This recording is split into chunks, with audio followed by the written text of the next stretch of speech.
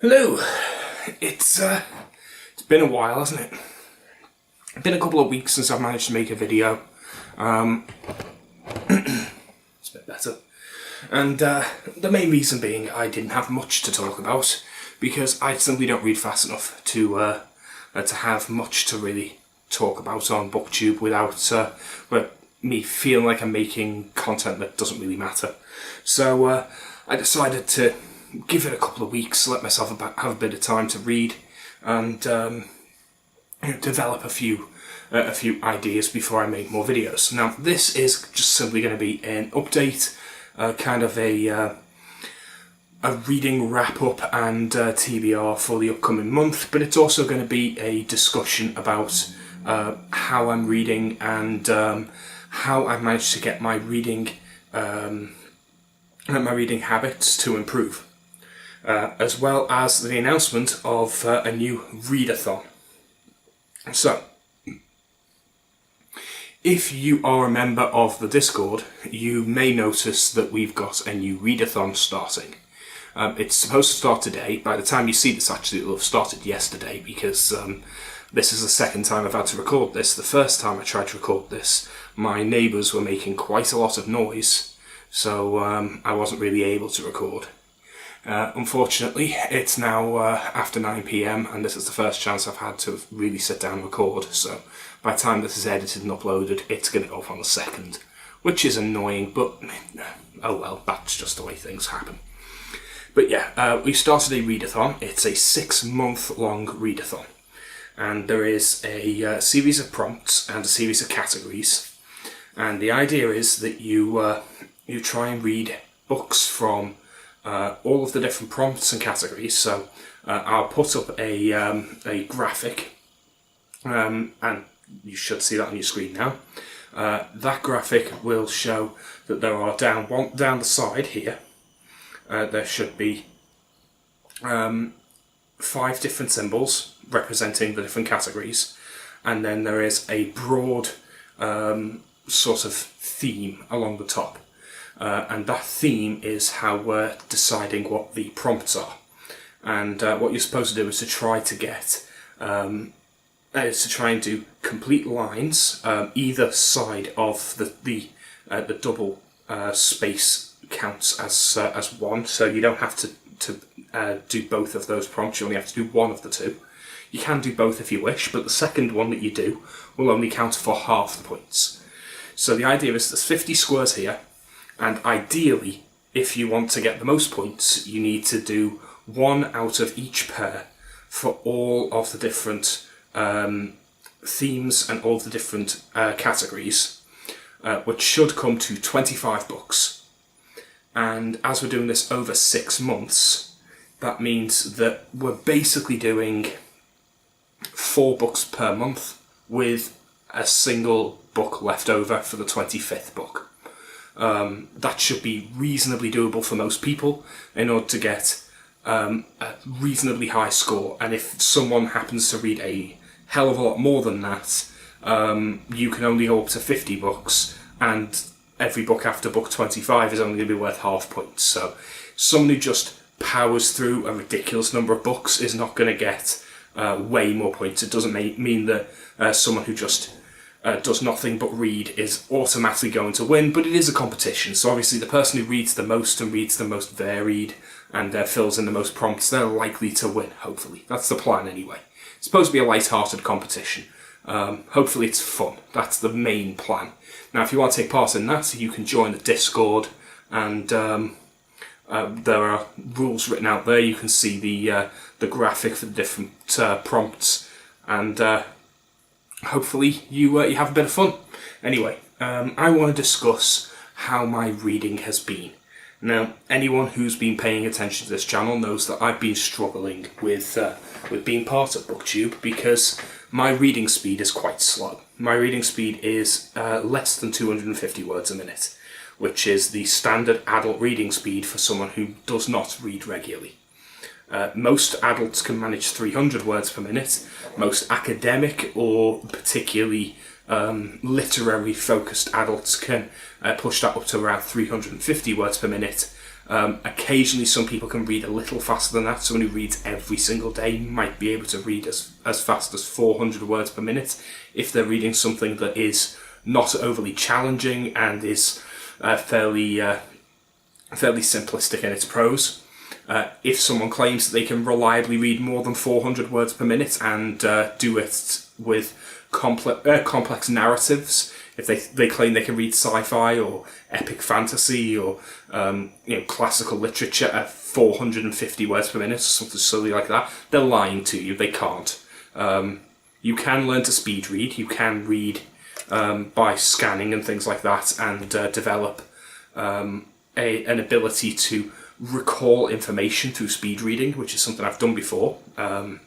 If you're an academic who's spent any time at university, you'll know that that is the way that you have to read in order to cover some of the topics. Sometimes you don't have time to thoroughly read every single book. You just need to go through and get the gist of everything. So you skim everything, and so that you can get the basic concepts and build your knowledge from there. That's not the same. That's not reading. That's skimming. But either way, my reading speed is probably around 220 words per minute, though it does appear to be increasing. Or at least it was when I tested it fairly early in the whole Booktube experiment that I'm doing here. So I would read quite slowly. Additionally, I suffer with chronic fatigue, chronic pain, severe migraines, and various other issues because of my disability. Now, this means that I cannot read reliably. I can either slow my reading speed down dramatically, like we're talking 150 words per minute levels of slow. To put this into perspective, that means if I was reading a page of The Hunger Games, I would be reading one page every 2.5 minutes. That's how slowly I'd be taking a break every couple of sentences or every paragraph to look away from the page, to breathe, to allow my eyes time to rest, and then going back and reading the next bit. I would have to purposely slow down to that speed, at which point I can read for a few hours. If I read at the pace that feels comfortable for me, which is around 220 words per minute, I could read reasonably well. If I take... I have here the second book in The Hunger Games, Catching Fire. If I take this book and count the words, we have 9,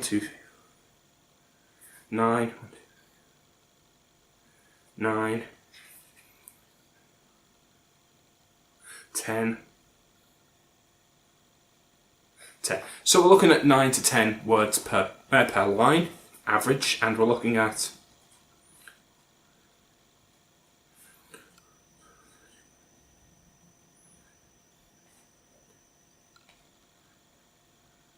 29 lines per page. That means that we can tell conclusively that this will have no more than 300 words per page. It's going to probably have closer to 280 words per page, and that's not counting any points where there's line breaks. Now, because of the way line breaks work, you will generally have about 5 line breaks, which will coincide with losing about 3 lines worth of text, depending on how many paragraphs you've got. So that can effectively reduce the number of lines you've got from 29 down to around 26, around 25 to 26, which point we're now looking at around 230 to 250 words per page. Now this looks really short when you consider just how little there is on each page. So I can reasonably read 1 page per minute now of this. Maybe I could read a little under one page per minute, but for this book, which is 437 or 38, 139 pages. 439 pages, sorry, not 100. 439 pages, that would take me approximately 439 minutes at my current reading speed. That's not too bad. That's doable, but I would have to slow right down, effectively at least adding 50% on to read that for more than a few hours. Now, 440 minutes is not too bad, actually. we're looking 60 minutes for an hour, so 240 minutes would be 4 hours. let's call it 480 minutes and round it up. That would be 8 hours. So theoretically, I can read this in 8 hours at my standard reading speed. If I want to read it where I can read consistently, we're looking closer to 12 hours.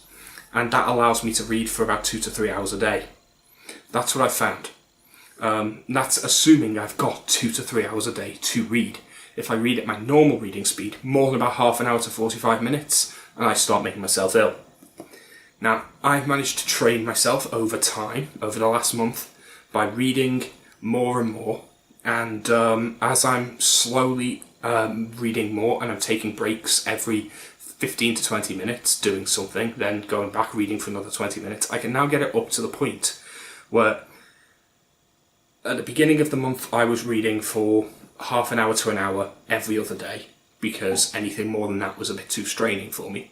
Now I can read for over an hour every single day.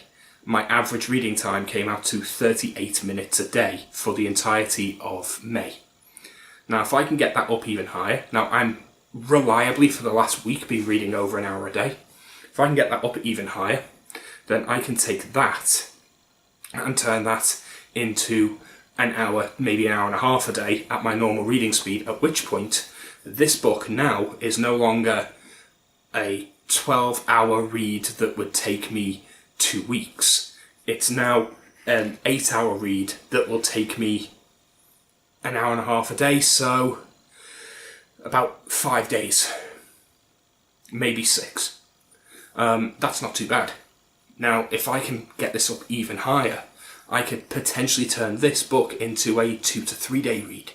That's at the level I'm at now. If I can continue to improve my reading speed and improve the amount of time I can sit and read for without making myself ill, there is potential for me to be able to make it so I could read for 2 to 3 hours a day. Now, that would actually be quite nice, that would be quite doable, and I would be happy to do that, because other entertainment I can engage with for 3 hours at a time. If I'm playing video games, I can play a video game for 2 to 3 hours without making myself ill. I can watch a film on the TV for 3 hours without an issue. I can watch Tarantino films, which are often 2.5 to 3 hours long, and I can watch the whole film. I feel tired afterwards. I feel like I want to have a bit of a break, but I can still watch the film. So there's no reason I couldn't sit and read for 2 hours. That should be doable for me. And I do want to do that. There are loads of books I want to get through. So if we can assume that I'm going to get through 2 hours of reading, and knowing that my reading speed has gone up from the previous 220 to 240 to now around 280 words per minute, now we're talking. Now we're getting to the point where I can reasonably read far, far more. A book like the Hunger Games books, which are really, really good as kind of like case study baselines, because all of these books are as close to exactly 100,000 words as possible. So it's really, really good to get a sense of how big a book is. Like, this is exactly 100,000 words worth of writing. Like, it's not actually exactly, it's within a few hundred words of that.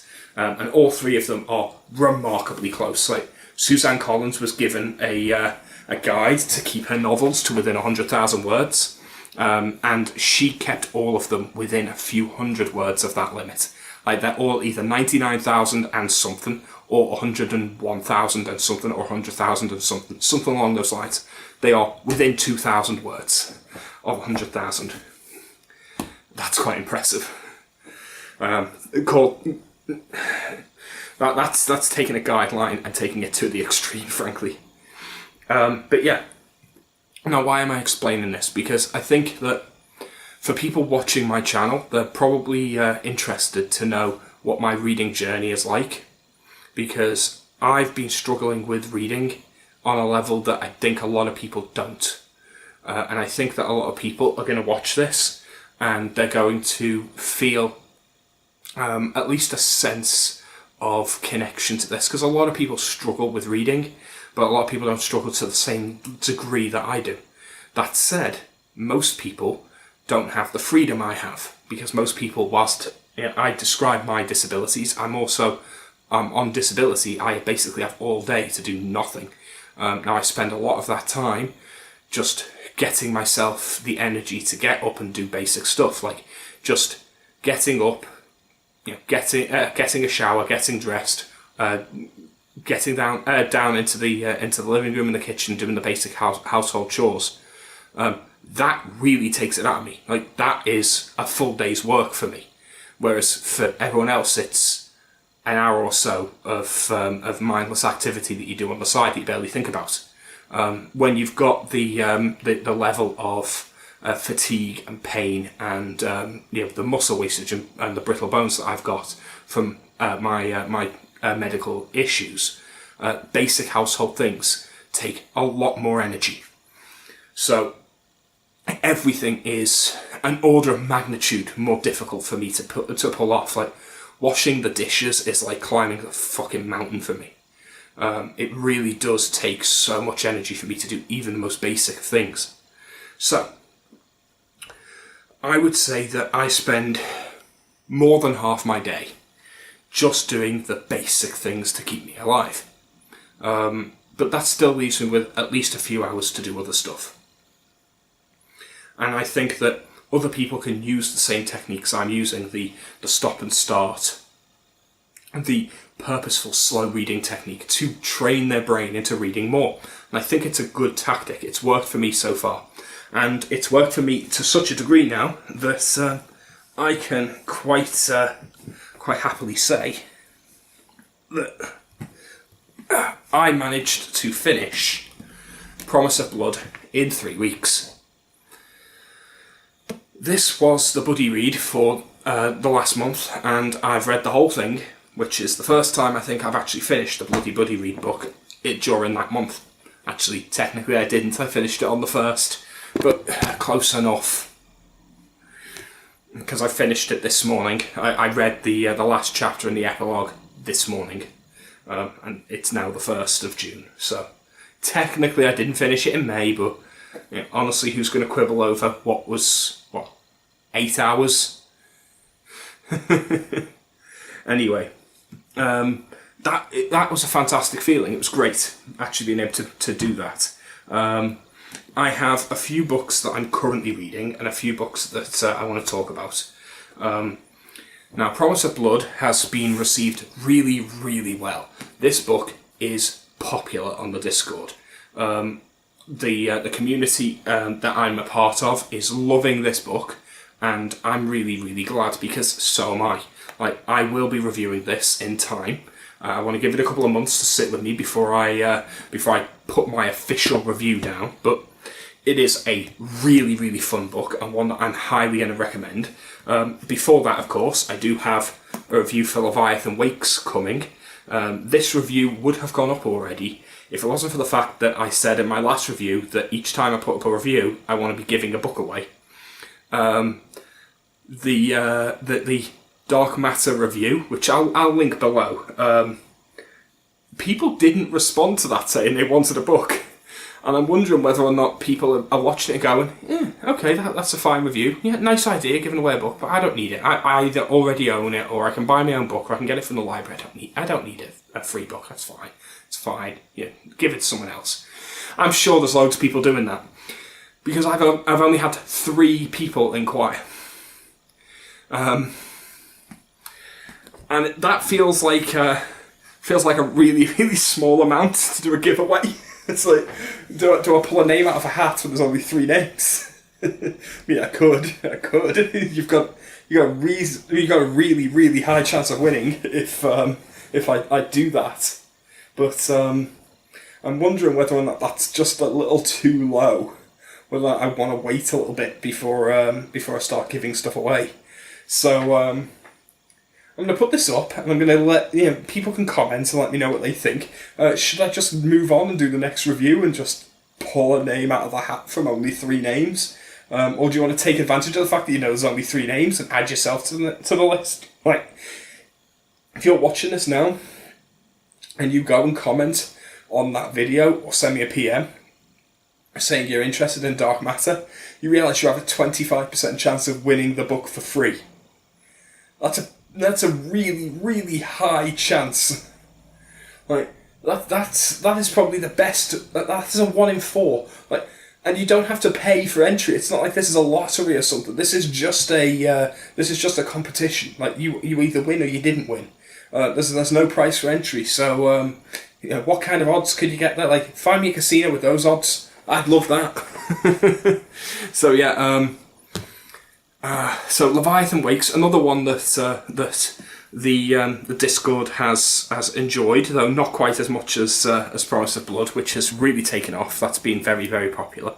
And there is also, and possibly the most popular book by votes, but not by discussion. Promise of Blood has been discussed more, but this has been by far voted for the most. That's Senlin Ascends by Josiah Bancroft.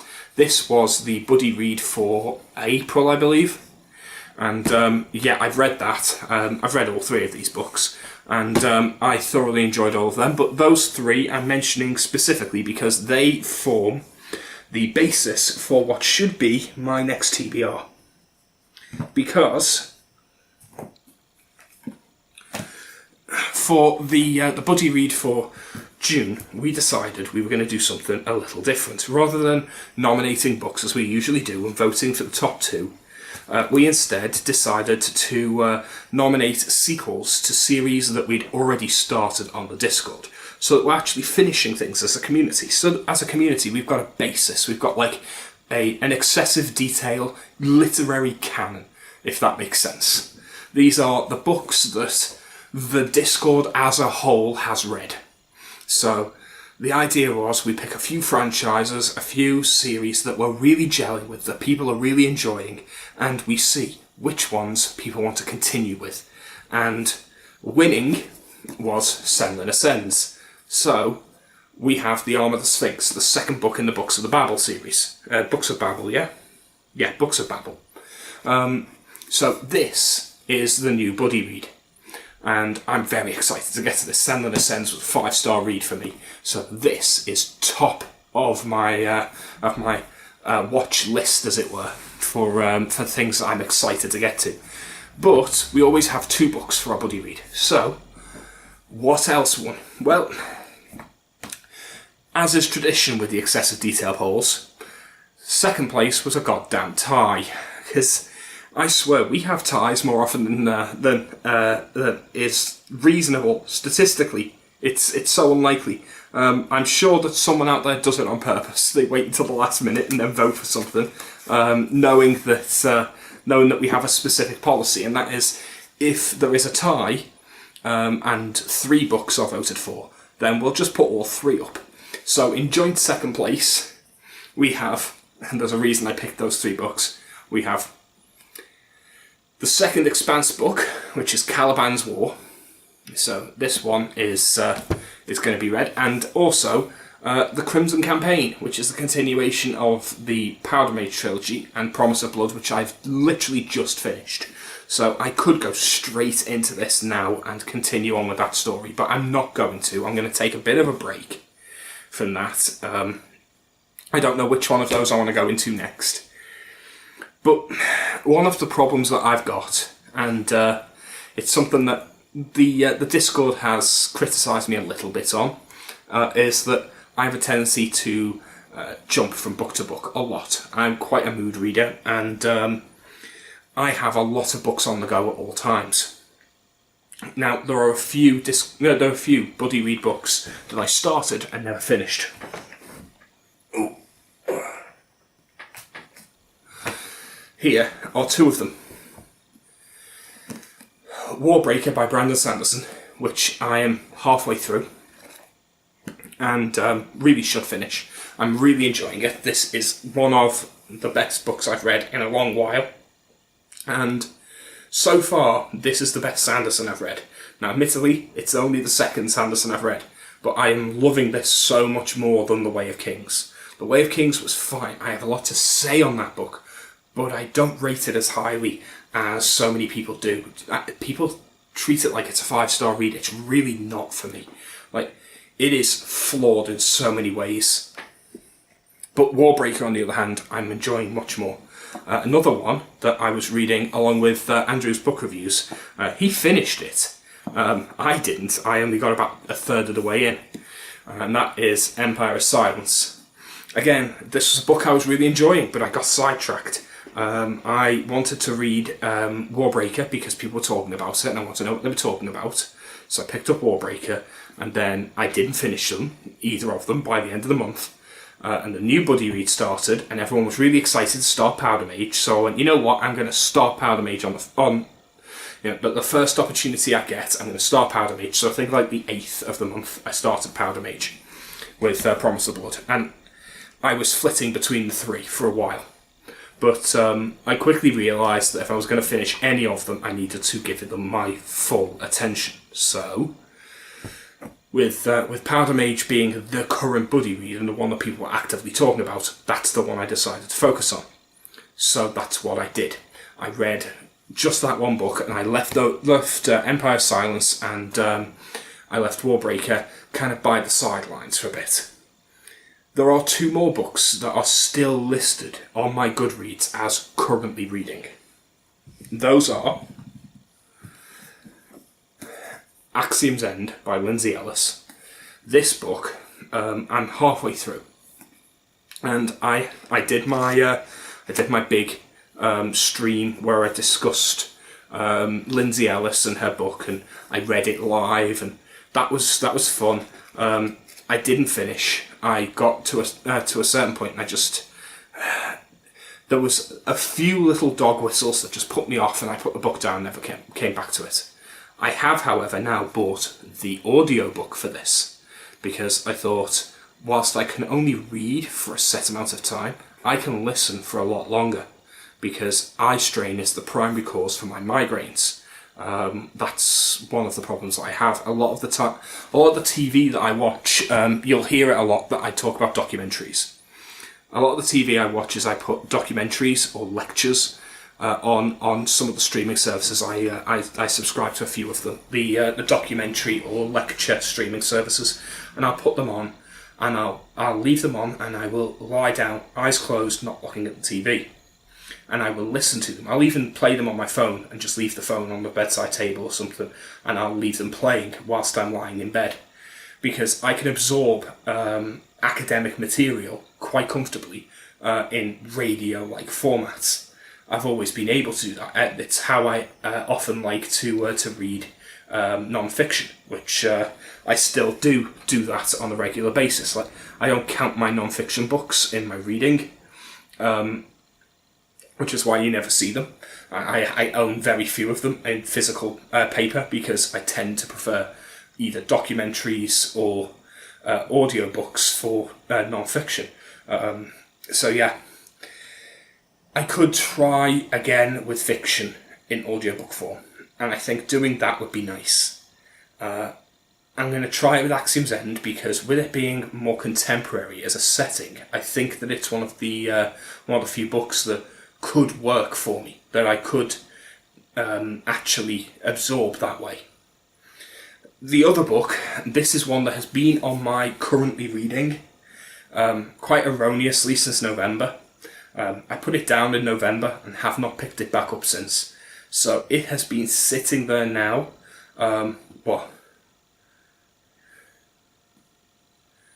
7, not quite, 6.5 months.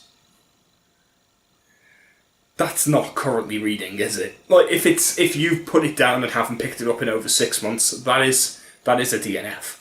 So I DNF'd this back in November, but I want to go back to it, and that is The Name of the Wind by Patrick Rothfuss. This book I read up to chapter 21. Now, I might restart it because, like I say, it's been 6 months since I DNF'd it. Unintended DNF. I was really enjoying the writing style. Patrick Rothfuss, I've read one of his novellas, and I really enjoyed it. I love his writing style. He can actually really tug at my emotions, my heartstrings. So I suspect The Name of the Wind may well become a personal favourite if I can read it. At the time, November was not the best time for me to be reading it. I was feeling quite lonely and quite disconnected. Depression was hitting hard for me. I've had depression, like clinical depression, for years. It's one of those kind of hang-ons that happens when you've got a chronic illness and you're stuck on your own from your 20s. You kind of have to get used to the fact that you have no real career prospects. You have no mobility. You've got to reassess and completely change your outlook on how life is for you, because your life and everyone else's life, they don't compare. You have to accept that, and I could not for a long time. And because of that, I developed depression. Now, depression is not the same as feeling sad. Depression is a chemical imbalance. Now, mine was caused by emotional stress, but depression can come for no reason at all. You can be a perfectly happy, successful, capable person, and you can just feel like crud all the time for no reason. And in fact, if you do feel like crud all the time for no reason, you probably have depression. Because if there isn't a reason for it, the chances that it's a chemical imbalance in the brain is far, far higher. Whereas if you have reasons to feel depressed, like I did, it might not in fact be clinical depression. Right? You might actually just be heavily stressed because you have a lot of stress. You have a lot of reasons to feel sad, and you have a lot of reasons to feel down and anxious. I currently have a diagnosis for clinical depression. I do not feel like I have depression currently. I feel like I have a lot of issues currently, but I don't feel like depression is one of them. Now, I'm no doctor, so I'm not going to assume that my clinical depression is gone. That would be foolish. I'm the only person who can never make that judgment call because I have a completely biased perspective. So I can never make that call as to whether or not I'm depressed. But I feel much better in myself. I've carved out a little bit of independence. I'm not necessarily as successful as I'd hoped to be at doing that, but I'm doing it, and I'm coping, and I'm getting to grips with a few issues. I still have things I need to address. I still have a lot of problems that I need to work on. But I think I'm succeeding. One thing that The Name of the Wind, as a book, did not help with is, my God, that book is depressing in the early chapters. The things that happened to Kvothe in his childhood are horrible, and it put me on a downer. And I remember saying in some of my early videos and some of my earlier posts that I was enjoying the book, but it was making me feel sad. It was making me feel down. I didn't want to read it. I was enjoying the prose, and I was enjoying the world and the characters, but I found the story itself to just put me in a down mood. So it was a bad choice for a book for me at that time. Remember that we're talking the middle of November 2020. I was living with my parents, stuck in a small room that could not hold me and my stuff. I was living in a shit tip because I was just surrounded by all my crap just piled on top of itself because there wasn't any room for anything. I didn't have my own place at the time, and I couldn't, because of lockdown, find anywhere. I was unable to really do anything or go anywhere or move. I couldn't have anyone visit. I hadn't had guests visit my house in 8 months, when my physical well, it wasn't a D&D group at the time, it was, we were playing Shadowrun back then. My physical role-playing group that used to meet up with me on Mondays was no longer meeting at my house. Because lockdown had happened, I couldn't go to the gym, I couldn't go swimming, I couldn't leave the house, I couldn't go to the cinema, I couldn't do anything or go anywhere. I hadn't seen the same 4 walls every single day for about 8 months. I hadn't seen another person other than my parents for a long time. I was in a position where I couldn't move. Like, everything was so cramped. Like, I was living in a space small, like my bed my sofa, my computer, my TV, all of my belongings were all in a space about the size of my living room. And I don't mean the full living room, I mean what I consider my living room. I consider the other half to be my computer area. Like, up to the divide in the living room. Like, this room here. From the sofa to the window. That's the space I had. And that's all the space I had. And I had to cram all my furniture, my bed, me, my computer, everything I owned, all into that one little space. I felt trapped. I didn't see anyone.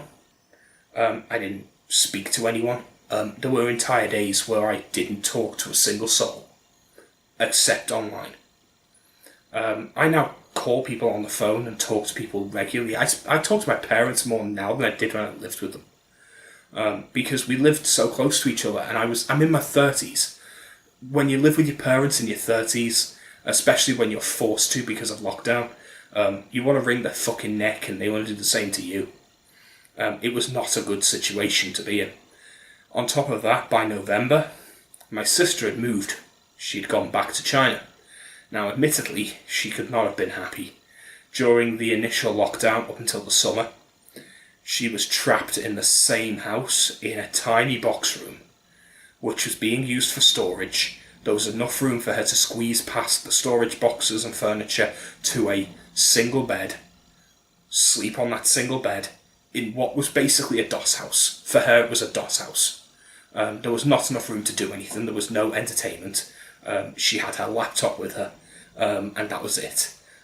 She could lie on the bed with her laptop, or she could go downstairs and sit in the living room. And that's what she did. She would sit in the living room. Now, I wouldn't sit in the living room because at the same time, my parents have a dog. This dog is very old and is dying from the inside out. She's blind. She's completely incontinent. She is demented and doesn't know where she's going. She trots around in circles in the middle of the living room all day on hardwood floors, which drives you fucking crazy. Also, she stinks like a rotting corpse. I wish I was making that up. She stinks like fucking sewage. It is horrific. And if she farts or burps or coughs, the whole room smells like death. Like, it smells so bad that I gag and want to throw up. I could not sit in the living room in my parents' house. I still can't. They've still got the fucking dog. It's been dying for the last 2 years. It still hasn't fucking died yet. Why are you holding on to life? You're demented, you're blind, you don't know where you're going, you can barely stand up, you can't do anything. I do not understand what this dog is still holding on for. It can't possibly know what it's doing or where it's going. It can't possibly be getting anything from life. But for some reason, it keeps holding on for dear God, dear life. It's going to outlive all of us, I swear. Bloody dog doesn't know what time of the fucking day it is, and doesn't know when. It doesn't realise whether or not it's eaten. Like, it'll sit there licking its dinner bowl all day. Some days, just dementedly licking the bowl. It's had dinner an hour ago. It's licking the dinner bowl. And then it'll do that in the morning as well. Just sit there licking the dinner bowl. Then some days it'll just walk around in circles. You'll put its dinner down, and it'll just walk around in circles. Doesn't know where it is. You've got to physically put her face in the bowl so that she knows the food's there. It is one of those situations where if it wasn't for the fact that the vet has told them explicitly that the dog is not in pain, that the dog is fine and seems happy, it's still eating, it's still wagging its tail, it still kind of recognises me mum when she enters the room somehow, that the dog is fine, it's just old and decrepit and basically broken in every possible way, that they won't put it down for obvious reasons. Like, I mean, I'm old, well, I'm not old, but I'm decrepit and broken. I don't want someone to stick a fucking bullet in my head. Like, I can't do shit. That doesn't mean I don't want to be here. So I can sympathise with that, but even still, I do wonder sometimes whether that dog is capable of not being in pain. Like, the way it moves, like, I don't know if the vet actually knows that she's not in pain, because she looks like she's in constant pain to me. I don't know. I'm not a vet. So, Yeah. But anyway, what it meant is I would never leave that bedroom. And whilst my sister was here, I at least had someone else in the house. And I could talk to her, and we could play video games, or occasionally we'd go for walks, because we were allowed to go for a walk once or twice. And they did very, very briefly reopen the gym in the summer, and we were able to go for a couple of weeks before they issued another lockdown and it was closed again. But we managed to get a little bit of exercise in, and we managed to just about keep things going. But then everything closed, and everything has been closed since. And she flew back off because she's now living abroad. She's a teacher, she teaches abroad. Yeah, it meant that in November I was completely alone, trapped, had no prospects, no means of escape or exercise, no contact with any people, hadn't seen the faces of my friends in almost a year, was living so close to my parents that they were stifling and we were standing under each other's feet, so we didn't enjoy each other's company, and I couldn't explore the house. I couldn't sit down in the living room and watch TV. I couldn't do anything for myself because I would be sitting in the sewer bowels of dog breath, which was so putrid it made me want to throw up. And I can't be angry at the dog, it lives in the house as well, but it meant that I would never leave that room. I would never want to go anywhere else because the rest of the house stunk of dying dog. And it did not make me miserable. It really made me so miserable. I would say November was where it really kicked me in the teeth, was when I realised that we were cancelling Christmas that year. I wasn't going to have my friends round for Christmas. I wasn't going to have my brother visit for Christmas. We didn't have a Christmas in 2020. Me, my mum and my dad ate a Christmas dinner. That's basically it. That's all we did. We didn't even really exchange gifts properly. We did Christmas presents, but it wasn't real Christmas presents. Like, we didn't wrap presents and open them on Christmas Day like we normally do. My parents bought me my new TV. I'm not complaining. They didn't ignore me at Christmas, and I still got them presents at Christmas, but it didn't feel like Christmas. Family and friends weren't there. And honestly, it doesn't matter what you buy. It doesn't matter what gifts you get or give. What matters is when you've got people that you care about around you. And that year I didn't. It was a hard time. Name of the Wind was the wrong book to read at that time. I've really rambled, but yeah, that's the reason I never finished this book. And I kind of want to give it another try, because I think now that things are opening up and I'm seeing my friends in person again, and my brother was able to visit this year. He was able to visit only a few weeks ago, and he's going to be visiting again in a few weeks' time. He couldn't visit for the entirety of 2020. He'll have visited twice in the first half of 2021. Actually, not quite. No, first half, yeah. It's the 6th month until the end of June. It'll still be the first half, so I think he's planning on coming down the last couple of weeks of June. So, first half of 2021, he'll have visited twice. He'll probably get another visit in around the end of the year. He might even be able to come down for Christmas. Who knows? But what that means is that we will be able to see people again. We will be able to go places again. My gym has reopened. I've not been since it reopened. My health has deteriorated quite a lot over this year. I'm not in a position to go yet. But I'm hoping to go there soon in the next few days. I've got my swimming stuff ready. I'm raring to go. And I feel that I have improved significantly. And I think that this book will be the right book to read now. So, that's one I want to finish. That was a really long-winded explanation. I do apologise for that. Now, I do have a couple more that I'd like to read, which I've got here. Now, this was technically a buddy read for last month. George Orwell's 1984. Very, very satisfying sound when you flick this one. It's got a very stiff cover, but it's a small mass market, so it's not too bad. You can still stretch it out and read it comfortably. I didn't bother rereading this because I've read it before. I may give it a reread if I've got time, but given the sheer amount of books on my TBR, probably not going to happen. But I wanted to mention it anyway, just because it was the buddy read for last month. Only a few people bothered to read it, I think. I think Powder Mage just overtook it. While people were planning to read it, they just never got round to it. That's the impression I got. I have Catching Fire here. I read The Hunger Games as one of the very first books that I read when I started Booktube. And I was pleasantly surprised by it. If I can get through the books that I'm currently reading and the current buddy reads, this is something I would like to read, just so I can continue that story. Because as much as I don't tend to read YA, I'm intrigued to see what comes of this.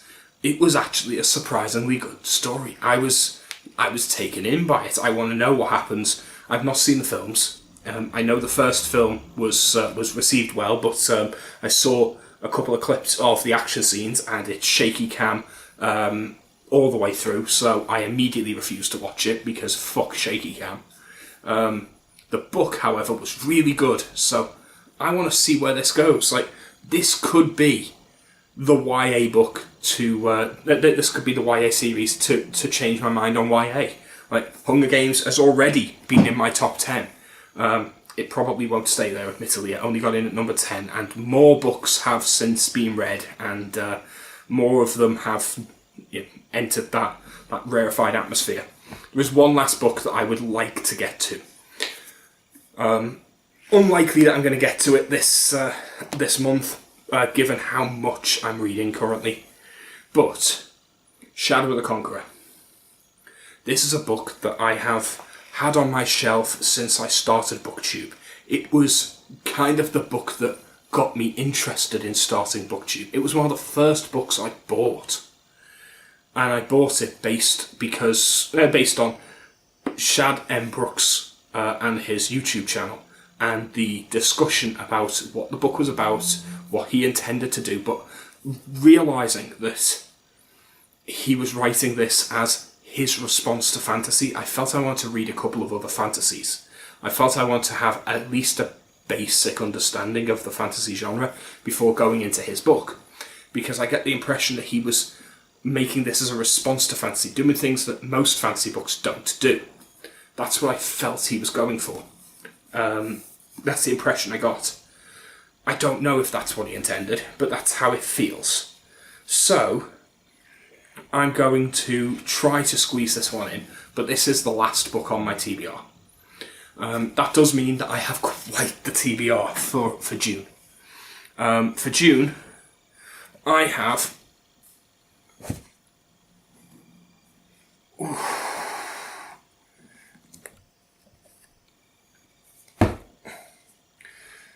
a TBR that is 1, 2, 3, 4, 5, 6, 8 books long. Oh no. No, it's not. 2, 3, 4, 5.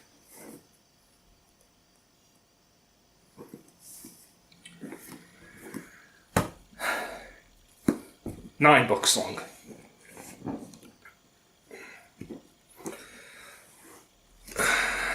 This would be my TBR pile for June.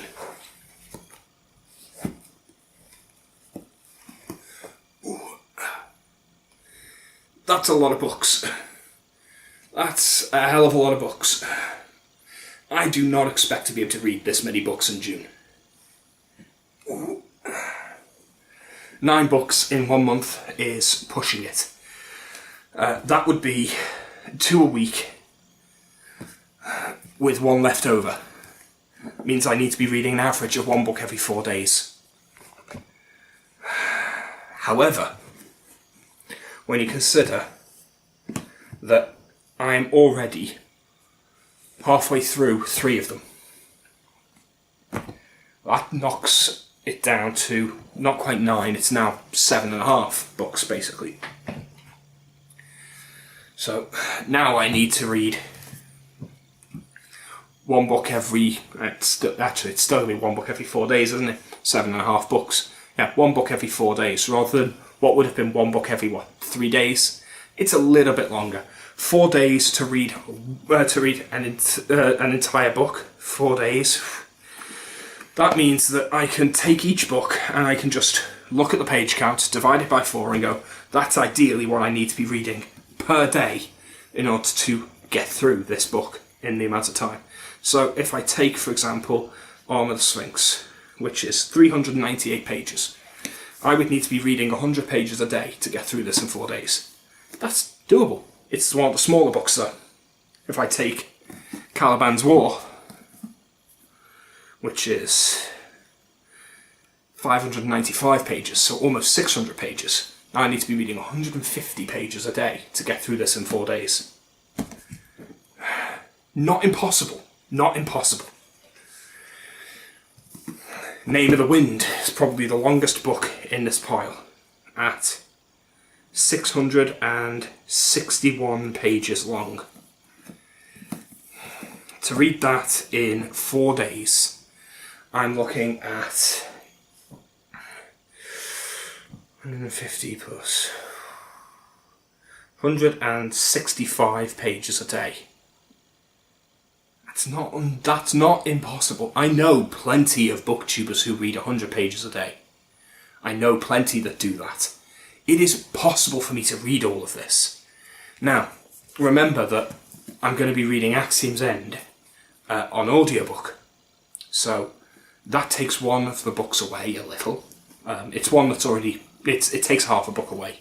But that reduces the stress a little bit there. I may look at reading one of the others on audiobook. I may look at maybe getting Empire of Silence on audiobook, or possibly one of the others, and see if any of them ring true for me and feel right as an audiobook. Either way, I'm excited. Every single one of those books is a book I want to read. It's going to be hard. And this month,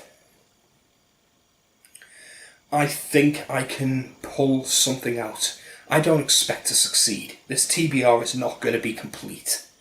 I suspect I will get through half of it. But maybe I'll be able to get through more. And if I'm lucky, that means that I can go into my readathon and I can tick off like an entire line's worth of books, because I'll have read so many of those. And I think that's going to feel great. I think I'm going to get a sense of belonging, because one of the big things for Booktube at the moment is this imposter syndrome that you can get, where you don't feel like you're well read enough to belong. Now, I think that I have a privilege here, and that is that even though I have my issues, my disability, which I've discussed a lot in this video, I'm aware that I have the privilege of being able to sit at home and read for hours on end, something a lot of people can't do. And theoretically, if I can train my brain and I can train my body into behaving the way I want, and I can stop myself from going into these pain cycles where I feel a migraine coming on, and I go into this fatigue cycle where I sleep for hours on end and an entire day gets wasted away as I just kind of sleep and shake and try to break out of this migraine. If I can stop those from happening, I could read as much as a professional book critic reads. I could be reading 8 hours a day if I wanted to. I almost certainly won't. I'd rather mix and match. I'd rather read books, watch films, play video games, spend time with friends, run D&D games. I'm never going to be the guy who reads 8 hours a day, but I could be the guy who reads 3 hours a day. or the guy who reads for 5 hours one day and then doesn't read the next day. I could be that guy who gets an average of 15 to 20 hours a week of reading in, and that's just normal for him. And the reason I think that's doable for me is I've realised that there's one thing that I no longer do, that I used to do a lot when I was in my 20s and my teens. I don't watch TV anymore. I haven't watched a TV show in at least a year. I don't have television available. I don't have a cable TV packet. I don't watch Netflix or Amazon Prime or anything like that. I have them all, I don't watch them. The only time I watch anything is when I'm specifically watching a film with friends, when I'm watching something that I'm introducing someone else to. That's when I watch TV. I've been watching the MCU shows and films with my mum because I want to introduce her to the MCU because she was interested. So I've been watching Daredevil with her, and I've been watching the MCU films with her. But I only watch them when she's here. So I will watch them once a week when she visits, and only then. And when we have the pizza and film night, when my friends come over, and we'll watch a film. We'll watch a film, and we'll get some pizza and we'll chat. And that'll be the only film I've watched that week. Like, my mum will come down like 3 times a month, I'd say, depending on her work shifts. So there was probably 4 days out of the month where I actually watched the TV. If anything, outside of like Booktube stuff and YouTube stuff, which I will often have on in the background while I'm doing stuff, I don't have the TV on at all. There's no need for it. So I think that I can replace TV with books, and I think I'm going to be happier for it.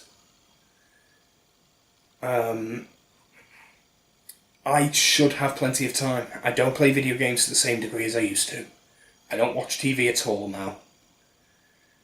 I haven't replaced these with anything in particular.